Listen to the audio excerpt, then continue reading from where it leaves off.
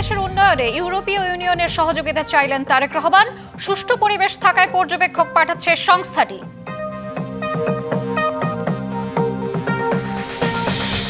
ওসমান হাদি হত্যায় ফয়সাল সহ 17 জনের বিরুদ্ধে অভিযোগপত্র। কাউন্সিলর ও যুবলীগ নেতা বাপ্পির নির্দেশেই খুন, জানালো ডিবি।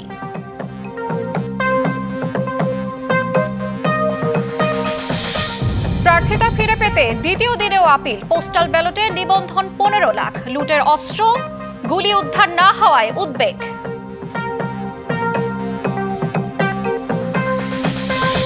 কারিগরি ত্রুটিতে প্রথম জোকসু নির্বাচনের ভোট গণনা সাময়িক বন্ধ। ভোট শেষ হয় অভিযোগ পাল্টা অভিযোগে। ভোট পড়েছে 65% বেশি।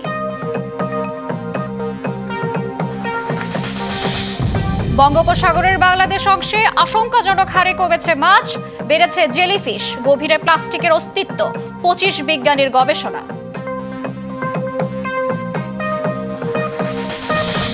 এবং মুস্তাফিজ আইপিএল ও বিশ্বকাপ ইস্যুতে ঢাকা দিল্লি বাণিজ্যে প্রভাব পড়বে না, সম্পর্কের অবনতি চায় না সরকার। নির্বাচনের পর বাংলাদেশের উন্নয়নে ইউরোপীয় ইউনিয়নের সহযোগিতা চেয়েছেন বিএনপির ভারপ্রাপ্ত চেয়ারম্যান তারেক রহমান।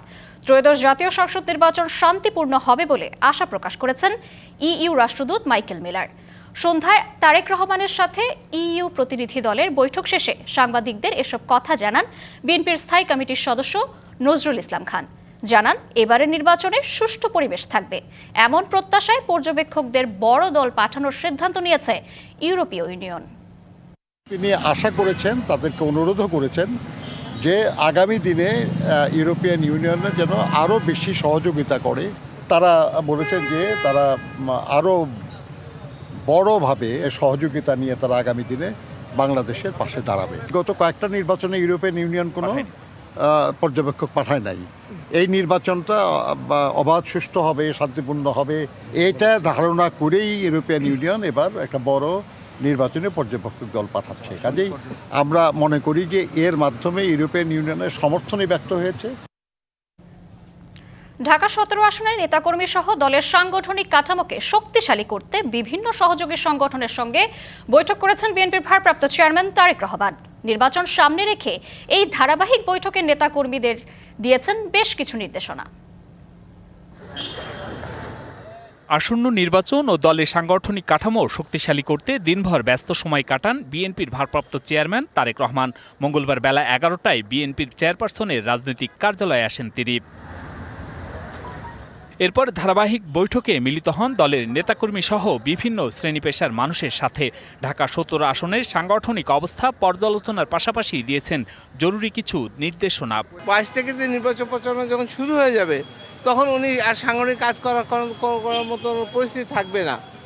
ওনার মনে ইচ্ছা আছে খুব যে এখানকার প্রত্যেকটা যারা আছে আমাদের কর্মী তাদের সাথে দেখা করা, কারণ উনি এখান থেকে নির্বাচন করতেছে। বৈঠকে অংশ নেয়া নেতারা জানান, সাবেক প্রধানমন্ত্রী বেগম খালেদা জিয়ার যুব উন্নয়নের ধারা অব্যাহত রাখার প্রত্যয় ব্যক্ত করেছেন তারেক রহমান। এই 17 আসনের ভোটারদের কি কি সমস্যা, এই নেতাকর্মীরা যে ক্যাম্পেইন করার পরে কি কি সমস্যাগুলো ভোটাররা বলেছেন সেগুলো মাননীয় ভারপ্রাপ্ত চেয়ারম্যান সেগুলো লিখে নিয়েছেন।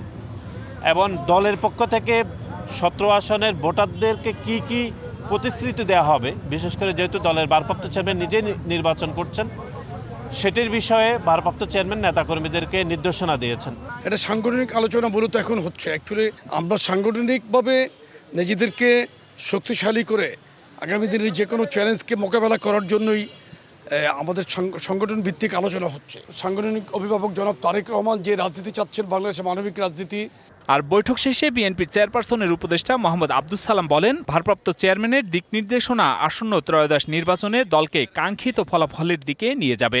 সংগঠনকে গতিশীল করা, সংগঠনে কোথাও কোনো দুর্বলতা থাকলে সেগুলোকে ঠিক করা, সংগঠনকে শক্তিশালী করার জন্য চলমান যে আলোচনা সেগুলো আলোচনা এবং সংগঠনের বর্তমান অবস্থা নিয়ে, দেশের রাজনৈতিক অবস্থা নিয়ে, দেশের রাজনৈতিক অবস্থার প্রেক্ষাপটে বর্তমানে আমাদের কি করা দরকার, এই সমস্ত বিষয় নিয়ে আলোচনা।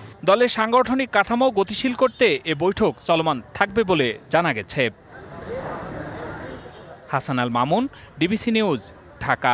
আওয়ামী লীগের ওয়ার্ড কাউন্সিলর এবং ঢাকা মহানগর উত্তর যুবলীগের সাংগঠনিক সম্পাদক তাইজুল ইসলাম চৌধুরী বাপ্পির পরিকল্পনা ও নির্দেশে ওসমান হাদিকে হত্যা করা হয় একথা জানিয়ে ডিবি পুলিশ বলছে হাদিকে রাজনৈতিক প্রতিহিংসার কারণে হত্যা করা হয়েছে। ডিবির তদন্তে শুটার ফয়সাল সহ 17 জন হাদি হত্যায় জড়িত থাকার প্রমাণ পাওয়া গেছে, তাই এ 17 জনের বিরুদ্ধে অভিযোগপত্র দিয়েছে বলে জানায় গোয়েন্দা পুলিশ। ইনকিলাব মঞ্চের মুখপাত্র শরীফ ওসমান হাদি হত্যা মামলার তদন্ত শেষে অভিযোগপত্র দিয়েছে গোয়েন্দা পুলিশ। মঙ্গলবার হাদির উপর গুলিবর্ষণকারী হিসেবে চিহ্নিত ফয়সাল করিম সহ 17 জনকে অভিযুক্ত করে ঢাকা চিফ মেট্রোপলিটন ম্যাজিস্ট্রেট আদালতে অভিযোগপত্র দেয়া হয়। বিকেলে ডিএমপির মিডিয়া সেন্টারে প্রেস ব্রিফিংয়ে এসব তথ্য জানান ডিএমপির অতিরিক্ত কমিশনার শফিকুল ইসলাম। হাদি হত্যাকাণ্ড নিয়ে ডিবির তদন্তে উঠে আসে ইনকিলাব মঞ্চের মুখপাত্র হিসেবে ভিন্ন ধারার রাজনীতির সূচনা করেছিলেন হাদি। বিভিন্ন সময়ে কার্যক্রম নিষিদ্ধ আওয়ামী লীগ ও নিষিদ্ধ ছাত্রলীগের কার্যকলাপ সম্পর্কে তিনি সমালোচনামূলক জোরালো বক্তব্য দেন। তার বক্তব্যে ছাত্রলীগ সহ আওয়ামী লীগের নেতাকর্মীরা ক্ষুব্ধ হয়। ঢাকা উত্তর সিটি কর্পোরেশনের 6 নম্বর ওয়ার্ডের সাবেক কাউন্সিলর ও ঢাকা মহানগর উত্তর যুবলীগের সাংগঠনিক সম্পাদক তাইজুল ইসলাম চৌধুরী ওরফে বাপ্পি এই নৃশংস হত্যাকাণ্ডের নির্দেশদাতা। কার্যক্রম নিষিদ্ধ আওয়ামী লীগ ও নিষিদ্ধ ঘোষিত ছাত্রলীগ সংগঠনের বিগত দিনের কার্যকলাপ সম্পর্কে তিনি সভা সমাবেশ, ইলেকট্রনিক ও সোশ্যাল মিডিয়ায় বিভিন্ন রকম সমালোচনামূলক জোরালো বক্তব্য প্রদান করেন। তার এই বক্তব্যে নিষিদ্ধ ঘোষিত ছাত্রলীগে তার সংগঠনের নেতাকর্মীরা ক্ষুব্ধ হয়। রাজনৈতিক প্রতিহিংসার কারণে শরীফ ওসমান হাদি ওরফে ওসমান গনিকে গুলি করে হত্যা করা হয়। অভিযোগপত্র দেয়া 17 জনের মধ্যে 11 জন গ্রেপ্তার এবং 6 জন পলাতক। পলাতকরা হলেন শুটার ফয়সাল, মোটরসাইকেল চালক আলমগীর, যুবলীগ নেতা বাপ্পি, ফয়সালকে পালাতে সহায়তাকারী ফিলিপ, ফয়সালের বোন জেসমিন ও বোনজামাই মুক্তি মাহমুদ। আর শুটার ফয়সাল করিমের ভিডিও বার্তাগুলো সঠিক বলে ফরেনসিক পরীক্ষায় নিশ্চিত হয়েছে ডিবি।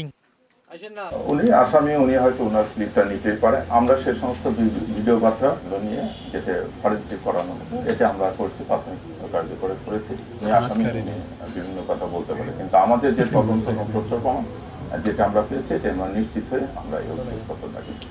জাতীয় সংসদ নির্বাচনের তফসিল ঘোষণার পরদিন 12 ডিসেম্বর জুমার নামাজের পর পুরানো পল্টনের বক্স কালভার্ট রোডে রিকশায় থাকা ওসমান হাদিকে মোটরসাইকেল থেকে মাথা বরাবর গুলি করা হয়। পরে সিঙ্গাপুরে চিকিৎসাধীন অবস্থায় মারা যান ওসমান হাদি। Farhaduzzaman, DBC news, Dhaka. ত্রয়োদশ জাতীয় সংসদ নির্বাচনে প্রার্থিতা ফিরে পেতে দ্বিতীয় দিনে জমা পড়েছে 122টি আপিল। তবে শুধু মনোনয়নের বৈধতা ফিরে পেতেই নয়, প্রতিদ্বন্দ্বী প্রার্থীদের বৈধ হওয়া মনোনয়নপত্র বাতিল চেয়েও আপিল করেছেন অনেকে। সকাল থেকে নির্বাচন কমিশনে এসে প্রার্থীরা আপিলের আবেদন জমা দিয়েছেন। 9 জানুয়ারি বিকেল 5টা পর্যন্ত চলবে আপিল দায়েরের কাজ। এরপর 10 থেকে 18 জানুয়ারি পর্যন্ত চলবে নিষ্পত্তির কাজ। আয়কর প্রদান, মামলা, দ্বৈত নাগরিকত্ব সহ বিভিন্ন কারণে ত্রয়োদশ জাতীয় সংসদ নির্বাচনে 723 জনের মনোনয়নপত্র বাতিল করা হয়। রিটার্নিং কর্মকর্তাদের এ সিদ্ধান্তের বিরুদ্ধে তারা নির্বাচন কমিশনে আপিল করছেন।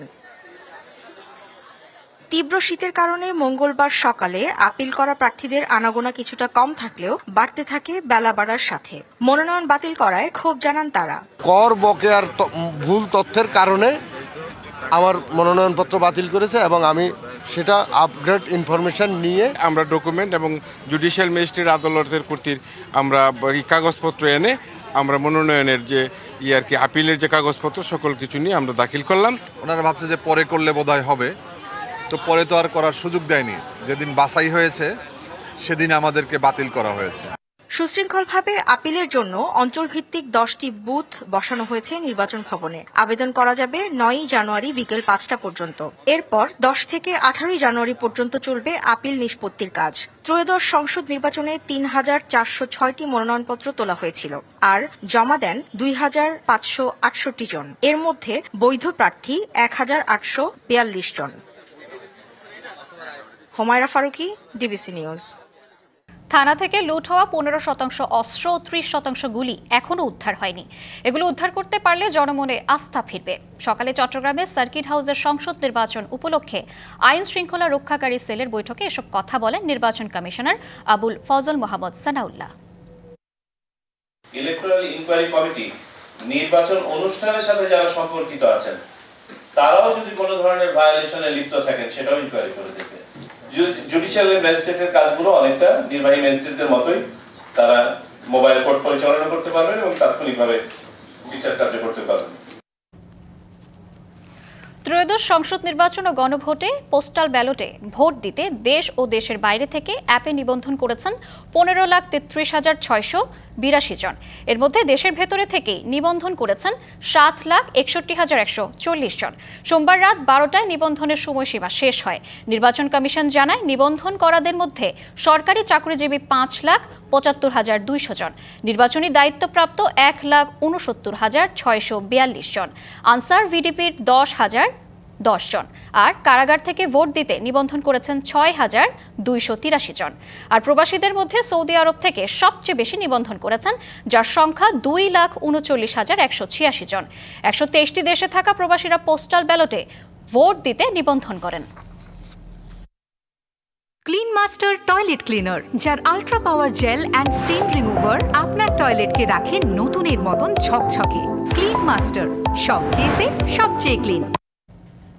মেশিনের ত্রুটিতে জগন্নাথ বিশ্ববিদ্যালয়ের কেন্দ্রীয় শিক্ষার্থী সংসদের ভোট গণনা সাময়িক বন্ধ রয়েছে। এর আগে প্রথমবারের মতো শিক্ষার্থী সংসদ নির্বাচনে ভোট দিতে পেরে উচ্ছ্বাস জানান সাধারণ শিক্ষার্থীরা, যদিও প্রার্থীরা দেন নানাবিধ অভিযোগ। এদিকে নির্বাচনে কেন্দ্রীয় সংসদে 65% ও হল সংসদে 77% ভোট পড়ার কথা জানান নির্বাচন কমিশনার। বিশ্ববিদ্যালয় প্রতিষ্ঠার 2 দশক পর অনুষ্ঠিত হল জগন্নাথ বিশ্ববিদ্যালয় কেন্দ্রীয় শিক্ষার্থী সংসদ জকসুর নির্বাচন। উৎসবমুখর পরিবেশে সম্পন্ন হয় ভোট গ্রহণ। সকাল 9টায় শুরু হয়ে বিকেল 4:15টায় শেষ হয় ভোট গ্রহণ। এরপর একে একে কেন্দ্রগুলো থেকে কেন্দ্রীয় নিয়ন্ত্রণ কক্ষে আসতে শুরু করে ব্যালট বাক্স। সুষ্ঠুভাবে ফলাফল প্রকাশের প্রত্যাশা নির্বাচন কমিশনের। ক্যাম্পাসের বাইরে কিছু ঘটনা ঘটছে, সেই রকম ঘটনা ভিতরে কোথাও ঘটেনি। আমাদের ভেতরে সবকিছু আমাদের একটা উৎসবমুখর পরিবেশে ভোট হচ্ছে, সকলে অংশগ্রহণ করছে। উচ্ছ্বাসিত শিক্ষার্থীরা জানালেন স্বপ্নের ক্যাম্পাস গড়বেন প্রার্থীরা, এমনটাই প্রত্যাশা। এমন প্রার্থী চাই যারা আসলে এই সমস্যাগুলো দেখবে এবং আমরা সেই প্রার্থীদেরকেই আসলে নির্বাচিত হতে দেখতে চাই। আমাদের আবাসন সংকট তো আছেই, যাতায়াতেই আমাদের অনেক টাইম চলে যায়। ছাত্রদল, ছাত্র শিবির, বাম দল ও ছাত্র শক্তি 4 প্যানেলের মধ্যে হচ্ছে মূল প্রতিদ্বন্দ্বিতা। একে অন্যের দিকে অভিযোগের তীর প্রার্থীদের। জবিয়ান ঐক্য নামে যে প্যানেলটা আছে, সেই প্যানেলের টোকেন নাম্বার ভোট কেন্দ্রে আছে, শুধু সেই প্যানেলে। এখানে তারা আমাদের যে ভাইরা স্লিপ দিচ্ছিলেন, একাধিক ভাই বোনদেরকে হেনস্থা করা, আমাদের নারী শিক্ষার্থীদেরকে হেনস্থা করা সহ ওখানে সন্ত্রাসী কর্মকাণ্ড করে যাচ্ছে। ফিজিক্স ডিপার্টমেন্টে এখানে যে ছাত্র সংসদ ছাত্র দলের পোলিং এজেন্ট ছিল, সে শিক্ষার্থীদেরকে ম্যানিপুলেট করছে ভোট দেওয়ার জন্য। 39টি কেন্দ্রে 178টি বুথে সম্পন্ন হয় ভোট গ্রহণ। কেন্দ্রীয় সংসদের 21 পদে লড়ছেন মোট 158 জন। হল সংসদের 13 পদের বিপরীতে প্রার্থী 33 জন। হাসিব পান্থ, ডিবিসি নিউজ, ঢাকা। 2 দশক পর অনুষ্ঠিত হল জগন্নাথ বিশ্ববিদ্যালয়ে ছাত্র সংসদ জকসু নির্বাচন। তবে মেশিনের ত্রুটিতে আপাতত বন্ধ রয়েছে ভোট গণনা। এ নিয়ে আরও জানাতে সরাসরি যুক্ত হচ্ছেন সহকর্মী হাসিব পান্থ। হাসিব, ভোট গণনা ফের কখন শুরু হতে পারে কিছু জানতে পেরেছেন কি? জানাবেন বিস্তারিত। শ্রাবন্তী, যেমনটি বলছিলেন, আমি যদি আর একটু বলি, ভোট গণনা কখন যে শুরু হবে সে বিষয়টি কিন্তু এখনো স্পষ্ট নয়। আজ রাত 9টার পরবর্তী সময়, অর্থাৎ 9:30 নাগাদ এই সময় কিন্তু একটি ঘোষণা আসে নির্বাচন কমিশন থেকে, যে বিষয়টি তিনি উল্লেখ করেন যে আসলে যেই যান্ত্রিক ত্রুটির কারণে ভোট গণনাতে সাময়িক অসুবিধা হচ্ছে। তবে এই বিষয়ে বিশেষ করে জগন্নাথের বিশ্ববিদ্যালয়ের ছাত্র সংসদ নির্বাচনে যারা প্রার্থী ছিলেন, ভিপি, জিএস, এজিএস, এই 3 ক্যাটাগরির প্রার্থী যারা রয়েছেন, তাদেরকে নিয়ে নির্বাচন কমিশন একটি বৈঠক করছেন এবং বৈঠকের পরেই তারা সিদ্ধান্ত জানাবেন। তবে সেই সিদ্ধান্তে আসলে ম্যানুয়ালি তারা ভোট গণনা করবেন কিংবা ওএমআর মেশিন ঠিকঠাক করে করবেন কিনা সেই বিষয়ে হয়তো বা জানা যেতে পারে। তবে আমি যদি আমার পেছনের চিত্র দেখাই, এখনও কিন্তু অপেক্ষারত রয়েছে প্রার্থীরা, ভোটাররা, তারা কিন্তু রয়েছেন এবং বিশেষ করে বিশ্ববিদ্যালয়ের চারপাশে তারা অবস্থান করছেন। তবে পাল্টাপাল্টি অভিযোগ কিন্তু ছিল দীর্ঘদিন পর, এবং প্রথম কিন্তু এবছর জগন্নাথ বিশ্ববিদ্যালয়ের ছাত্র সংসদ যেই নির্বাচনটি সেটি হচ্ছে, এ নিয়ে আসলে অনেক জল্পনা কল্পনা ছিল শিক্ষার্থীদের, যেহেতু বিশ্ববিদ্যালয়ের নানামুখী সমস্যা সংকটে ছিল দীর্ঘদিন যাবৎ। বিশেষ করে আবাসন সমস্যা তো রয়েছেই, পাশাপাশি ক্যান্টিন থেকে শুরু করে আরও বেশ কিছু সমস্যা। এই সকল সমস্যাগুলো শিক্ষার্থীরা প্রত্যাশা করছেন যে ছাত্র সংসদ নির্বাচিত যে সকল প্রার্থীরা হবেন সেই প্রার্থীরা বোধহয় এই সমস্যা সংকট নিরসনেই কাজ করে যাবেন, এমনকি তাদের ইস্তেহারেও কিন্তু এমনটি ছিল। এছাড়া আজ 4টার দিকে কিন্তু ভোট গ্রহণ শেষ হয়েছে এবং এর পরবর্তীতে বিশেষ করে ভোট শেষ হওয়ার পরবর্তীতে প্রায় 5 ঘন্টা যাবৎ কিন্তু ভোট গণনার যেই সেই তারাটি কিন্তু ছিল। শ্রাবন্তী যদি বলি, সর্বশেষ 9:30 নাগাদ কিন্তু নির্বাচন কমিশন থেকে জানানো হয়েছে যে যান্ত্রিক ত্রুটির কারণে ভোট গণনা স্থগিত করেছে। তবে কখন নাগাদ যে ভোট গণনা আবারও শুরু হবে এবং এই দুই প্যানেলের যারা রয়েছেন নির্বাচন কমিশনের সাথে যারা বৈঠক করছেন তাদের সিদ্ধান্তের পরই হয়তোবা আমরা জানতে পারবো। জানাচ্ছিলাম জগন্নাথ বিশ্ববিদ্যালয় থেকে। হাসিব, আপনাকে ধন্যবাদ। কোনো সংকট নেই, তারপরে উদ্দেশ্যমূলকভাবে সিন্ডিকেট করে যারা সিলিন্ডার গ্যাসের দাম বাড়িয়েছে তাদের বিরুদ্ধে ব্যবস্থা নেওয়া হচ্ছে, এ কথা জানিয়েছেন জ্বালানি উপদেষ্টা। আর অর্থ উপদেষ্টা বলেছেন মূল্যস্ফীতি কিছুটা বাড়লেও অর্থনীতিতে তেমন প্রভাব পড়বে না। সচিবালয়ে ব্রিফিংয়ে এসব কথা বলেন দুই উপদেষ্টা। মঙ্গলবার সচিবালয়ে অর্থনৈতিক বিষয় সংক্রান্ত উপদেষ্টা পরিষদ কমিটির সভা এবং সরকারি ক্রয় সংক্রান্ত উপদেষ্টা পরিষদ কমিটির সভা অনুষ্ঠিত হয়। বৈঠক শেষে একাধিক ইস্যুতে কথা বলেন একাধিক উপদেষ্টা। তো সেখানে হচ্ছে কি যে সিলিন্ডার গ্যাসের দাম বৃদ্ধি প্রসঙ্গে জ্বালানি উপদেষ্টা বলেন সিলিন্ডারের দাম কারসাজির মাধ্যমে বাড়ানো হয়েছে, তাদের কেউ ছাড় পাবে না। মানে এলপিজি গ্যাস তো আমদানি করে বটলিং করা হয়, সে আমদানি গত মাসের তুলনায় এই তুলনায় বেশি। যে এই দাম যে অস্বাভাবিক যে হয়েছে, এটা একটা কারসাজির মাধ্যমে করা হয়েছে এবং সরকার এই জন্য ব্যবস্থা নিচ্ছে জেলা প্রশাসনের মাধ্যমে এবং পুলিশের মাধ্যমে। আর অর্থ উপদেষ্টার দাবি মুদ্রাস্ফীতি কিছুটা বাড়লেও সার্বিক অর্থনীতিতে প্রভাব পড়বে না। হ্যাঁ, সেটা একটা আমরা আজকে দেখেছি, আজকে একটা আলাপ করেছি কি কি কম্পোনেন্টগুলো বেড়েছে। আমরা বলেছি একটু এক্সামিন করে দেখতে, এটা কোন কোন জায়গায় বেড়েছে, করে সংবেদনশীল যেগুলো সেগুলো আমরা ডেফিনেটলি আমরা এই জন্য কিছু অর্ডার দিলাম, মসুর ডাল এটা সেটা। কারণ বলো তোমার জানান পে কমিশন বাস্তবায়নের কাজ চলছে, তবে বর্তমান সরকারের আমলে হবে কিনা তা অনিশ্চিত। এটা আমি এখন বলতে পারবো। শাহ ইমন, ডিবিসি নিউজ, ঢাকা। নুডলস খান নাই? তাহলে তো নুডলসই খান নাই। নুডলস খান নাই তো নুডলসই খান নাই। মুস্তাফিজ আইপিএল ও টি-20 বিশ্বকাপ ইস্যুতে ভারতের সাথে বাণিজ্যে কোনো প্রভাব পড়বে না বলে জানিয়েছেন অর্থ উপদেষ্টা ডক্টর সালেউদ্দিন আহমেদ। তিনি বলেন দিল্লির সাথে সম্পর্কের অবনতি হোক এটা চায় না সরকার। সচিবালয়ে এসব কথা বলেন উপদেষ্টা। না, আমার দিক থেকে আমি দেখছি না যে এটা আপনার অর্থনৈতিক সাথে যেটা দরকার আমাদের এবং যেটা আমরা একদম রেশনাল ওয়েতে ডিসিশন যেগুলো নিচ্ছি সেটা অর্থনীতির সাথে আমার মনে হয় না অ্যাটলিস্ট আমাদের পারচেজের ব্যাপারে এগুলো আমাদের প্রভাব পড়বে। ফেব্রুয়ারিতে ত্রয়োদশ জাতীয় সংসদ নির্বাচন। সারা দেশ প্রস্তুত হচ্ছে একটি অবাধ, সুষ্ঠু ও গ্রহণযোগ্য নির্বাচনের জন্য। কি ভাবছেন সাধারণ মানুষ থেকে শুরু করে আগামীর জনপ্রতিনিধিরা, সে কথা জানাতে ডিবিসি নিউজের ইলেকশন এক্সপ্রেস ছুটে যাচ্ছে সব সংসদীয় আসনে। মঙ্গলবার সারাদিন ছিল সংসদীয় আসন 221 শরীয়তপুর 1 এবং সংসদীয় আসন 222 শরীয়তপুর 2-এ। ডিবিসি ইলেকশন এক্সপ্রেসে শরীয়তপুর 1 এবং শরীয়তপুর 2 আসন। আমার সঙ্গে এই মুহূর্তে যুক্ত আছেন শরীয়তপুর 1 আসনের ইসলামী আন্দোলন বাংলাদেশ থেকে মনোনীত প্রার্থী। কথা বলবো, জানার চেষ্টা করবো আগামী নির্বাচনে তার ভাবনা প্রস্তুতি নিয়ে। রাস্তাঘাটের এত বেহাল দশা, যদি জনগণের আশ্বাসে আমি ভোট পেয়ে নির্বাচিত হতে পারি, সর্বপ্রথম আমি যোগাযোগের দিকে লক্ষ্য করব। জামাতে ইসলামের যিনি মনোনীত প্রার্থী তার কাছে জানবো আগামী নির্বাচনে কি ভাবছেন বা কি ধরনের প্রস্তুতি তিনি রেখেছেন। মানুষের যে প্রত্যাশা রয়েছে সেই প্রত্যাশাগুলোকে আমরা অগ্রাধিকার দিচ্ছি। আমাদের অগ্রাধিকারের মধ্যে প্রথমেই রয়েছে শিক্ষা। দেশের বিপুল তরুণ জনগোষ্ঠীকে মানসম্মত শিক্ষার ব্যবস্থা করা। শরীয়তপুর 3 আসনে বিএনপি থেকে মনোনীত প্রার্থী মিয়া নুরুদ্দিন আহমেদ অপু। কথা বলবো, জানার চেষ্টা করবো আগামী নির্বাচনে এই আসনটিতে তিনি কি ভাবছেন। প্রত্যেকটা কাজ আমরা আমাদের প্ল্যান মতো করব। শরীয়তপুরে আমাদের তৃণমূল পর্যায়ে এখন পর্যন্ত সমস্ত বিরোধ মিটে গিয়ে সবাই এখন এক কাতারে হয়ে বাংলাদেশের অন্যান্য জেলার থেকে একটা দৃষ্টান্ত হয়ে আছে যে তারেক রহমানের নেতৃত্বে শরীয়তপুর বিএনপি সুদৃঢ় এবং ঐক্যবদ্ধ। নড়িয়া উপজেলা বিএনপির সাংগঠনিক সম্পাদক। কথা বলবো, জানার চেষ্টা করবো আগামী নির্বাচনে সাংগঠনিকভাবে বিএনপি কতটা প্রস্তুত রয়েছে। এই আসনে শরীয়তপুর 2 আমাদের প্রিয় নেতা আলহাজ শফিকুর রহমান কিরণ সাহেবকে মনোনয়ন দিয়েছে। আমাদের নেতার ব্যাপক প্রিপারেশন আছে। প্রথমেই সন্ত্রাসমুক্ত, মাদকমুক্ত, চাঁদাবাজমুক্ত, ভূমিদস্যুমুক্ত একটি সংসদীয় এলাকা গড়ে তোলা। আপনি জাতীয় পার্টি থেকে মনোনয়ন পেয়েছেন, সেক্ষেত্রে কতটা চ্যালেঞ্জ হতে পারে? দেশের প্রত্যেকটা নাগরিক যদি ভোট দিতে পারে, যদি মব সৃষ্টি না করেন, মানুষকে আতঙ্কিত না করেন, মানুষকে যদি ফ্রিডম রাখা হয় যে তার নিজের ভোটটা সে নিজে দিতে পারে, তাহলে আমার মনে হয় দেশের মানুষ যদি ভোটে যায় তাহলে মানুষ ভালো দেখবে।